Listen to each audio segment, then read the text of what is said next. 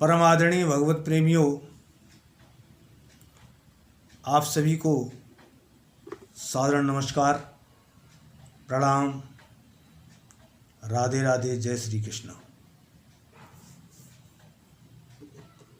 अनंत कोटि ब्रह्मांड के मालिक नंद नंदन श्री कृष्णचंद भगवान के चरणारविंदों का ध्यान करते हुए मैं आप सभी को पुनः नमस्कार करता हूँ। मित्रों, आज मैं आपके सामने एक निवेदन करना चाहता हूँ कि दुनिया में हम जो आए हैं वो किस कार्य के लिए आए। विचार करने की बात है। और हम जब यहाँ से जाएंगे तो क्या लेकर जाएंगे, यानी तात्पर्य कि क्या पाया क्या खोया। ये जो हमें शरीर की प्राप्ति हुई है, इस शरीर की प्राप्ति में परमात्मा ने कहा कि मानव को मैंने बनाया और मेरी मानव सबसे अमूल्य कृति है। वैसे तो दुनिया ईश्वर ने बनाई, तमाम लोगों को, सभी जानवरों को, सभी पक्षियों को, पशुओं को, जितने भी चार तरह की यहाँ जीव हैं, उन सभी को परमात्मा ने ही बनाया। लेकिन सबसे श्रेष्ठ कृति जो उसकी है वो मानव है, ये भगवान खुद कहती है। रामचरितमानस में बाबा तुलसी ने लिखा कि बड़े भाग तन मानस पावा और सुर दुर्लभ सद ग्रंथन गावा और साधन धाम मोक्ष कर द्वारा और पाहिन जही परलोक समारा। ये जो शरीर मानव का हमें मिला, ये देवताओं को भी दुर्लभ है। देवता भी लालायत रहते हैं इस शरीर की प्राप्ति के लिए, परंतु बड़े भाग्य से हमें प्राप्त हुआ है। साधन धाम मोक्ष कर द्वारा, साधनों का धाम है, मोक्ष का दरवाजा है। और बाबा तुलसी जी कहते हैं कि पाए न जई परलोक समारा। और ऐसे शरीर को प्राप्त करने के बाद भी यदि आपने अपना परलोक न संभाल पाया तो इससे दुर्भाग्य की बात क्या हो सकती है। ऐसे तो कीड़े मकोड़े भी इस दुनिया में आते हैं और आके चले जाते हैं,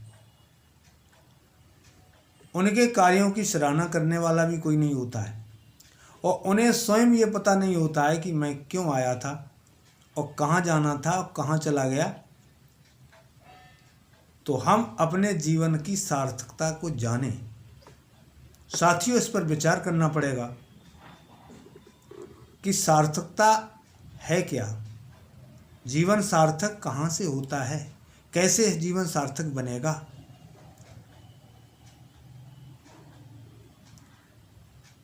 वैसे तो जानवर भी, पक्षी भी अपने जीवन को सार्थक कर लेते हैं, तो हम तो मानव हैं। सीता जी की खोज में जब भगवान दर दर घूम रहे थे तो भगवान को बीच में एक पक्षी मिला, जटायुराज, और उसने सीता जी की रास्ता बताई, सीता जी की खोज की रास्ता बताई। भगवान बहुत प्रसन्न हुए, उन्होंने सद्गति दी। तो एक पक्षी भी सद्गति को प्राप्त कर गया। तो हम तो मानव हैं, तो हमें ऐसे कार्य करने चाहिए जिससे हमें भी सद्गति की प्राप्ति हो। संसार में परमपिता परमेश्वर ने हमें भेजा अपने संसार चक्र को चलाने के लिए। हमारे माध्यम से उन सभी कार्यों का, उत्तरदायित्वों का निर्वाह करते हुए हम भगवत प्राप्ति करें, ये हमारा परम लक्ष्य है। हमारा यहाँ आने का मेन उद्देश्य जो है वो यही है, अंत में भगवत प्राप्ति। सांसारिक कार्यों को करते हुए, जीवन निर्वाह करते हुए, अपने दायित्वों का पालन करते हुए, अपने परिवार का भरण पोषण करते हुए, परमात्मा को याद करते हुए इस जीवन को बिताएं। और जब यहाँ से जाएं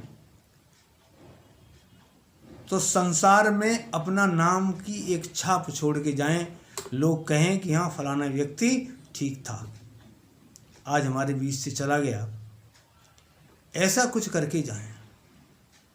और ऐसा तभी आप कर पाएंगे जब समदर्शिता, सौम्यता, कार्यकुशलता, सहनशीलता जैसे गुणों से आप परिपूर्ण होंगे। जिस परिवेश में आप रह रहे हैं, आपका पड़ोसी आपसे खुश होना चाहिए, आपका व्यवहार सौम्य होना चाहिए। सौम्य व्यवहार ही व्यक्ति को महान बनाता है। संसार में धन, वैभव, यश, कीर्ति, यश और अपयश ये तो आते जाते रहते हैं, परंतु चरित्र की पवित्रता में जितनी दम है इतनी किसी में नहीं। चरित्रवान बनने के बाद व्यक्ति जहाँ भी जाता उसका सम्मान होता है। जो चरित्रवान नहीं है, जिसकी चरित्र में पवित्रता नहीं है, बेशक आपकी दबंगई से लोग आपके सामने न कहते हों, लेकिन पीछे जरूर लोग आपके बारे में बोलेंगे कि फलाना आदमी अच्छा नहीं है। दूसरी बात, भावनाओं में पवित्रता। व्यक्ति की भावनाएं अनेकों तरह की होती हैं। यदि आपकी भावनाएं पवित्र हैं, दूसरे के प्रति प्रेम है, स्नेह है, श्रद्धा है, तो निश्चित रूप से आपको भगवत प्राप्ति हो जाएगी। यदि लोगों के प्रति ईर्ष्या है, जलन है, आप दूसरों से जलन मानते हैं, दूसरों के लिए गड्ढा खोदते हैं, दूसरों के लिए कांटे बोते हैं, तो निश्चित रूप से उस गड्ढे में आपको ही गिरना पड़ेगा, उन कांटों में आपको ही चलना पड़ेगा। ईर्ष्या करने से अंदर अंदर आप ही जलते रहेंगे। जिसके प्रति आप ईर्ष्या कर रहे हैं उसके लिए कुछ भी नहीं होना, वो जैसा है वैसा ही रहेगा। सर्वे भवन्तु सुखिनः सर्वे सन्तु निरामया सर्वे भद्राणि पश्यन्तु मा कश्चित् दुर्भाग्यः भवेत् की भावना के साथ आपको सबके साथ व्यवहार करना चाहिए। वाणी की पवित्रता, आप ऐसा बोलें जो किसी को खराब न लगे। शरीर की पवित्रता, विचारों की पवित्रता, ये कई तरह की जो पवित्रताएं हैं, इनसे जब आप ओतप्रोत होंगे, लबालब भरे हुए होंगे, तो निश्चित रूप से आपको समाज में सम्मान भी मिलेगा और उसके साथ साथ आपको परमात्मा का दर्शन भी होगा। जो लोग समाज में विघटन करते हैं, समाज के साथ मिलके नहीं चलते, सामाजिक रीति रिवाजों को नहीं निभाते हैं, उन्हें समाज ही नहीं परमात्मा भी पसंद नहीं करता है। तो मैंने निवेदन किया था आपसे कि पाए न जेई पर लोक समारा। मैं कहना चाहूँगा कि ऐसा मानव का शरीर हमें मिला जो अपनी मर्जी से हम चल सकते हैं, और यही शरीर यदि मानव के अलावा कीड़े मकोड़े पतंगे जानवर का होता तो क्या आप अपनी मर्जी से चल लेते? यदि किसी के घर में कुत्ता भी पला हुआ है तो उसकी मर्जी नहीं है, उस मालिक की मर्जी है। जब वो चाहे तब उसको भोजन देगा, मन आए तब उसको पानी देगा, जब उसका मन आएगा तब उसको नहलवाएगा। लेकिन वो अपनी मर्जी से चाहे कि अभी मुझे नहलाना है, नहलवा दो, बता सकता है क्या? नहीं। आपको नहलवाना है, दूसरों को या खुद को नहाना है, तो आप तुरंत तैयार हो सकते हैं, तैयार नहा सकते हैं, तुरंत नहा सकते हैं। लेकिन वो कीट पतंगा, वो जानवर अपनी मर्जी से नहीं काम कर सकता है। आपको वृंदावन जाना, अभी चले जाएंगे। आपको मथुरा जाना, आप जा सकते हैं। तीसरा पॉइंट,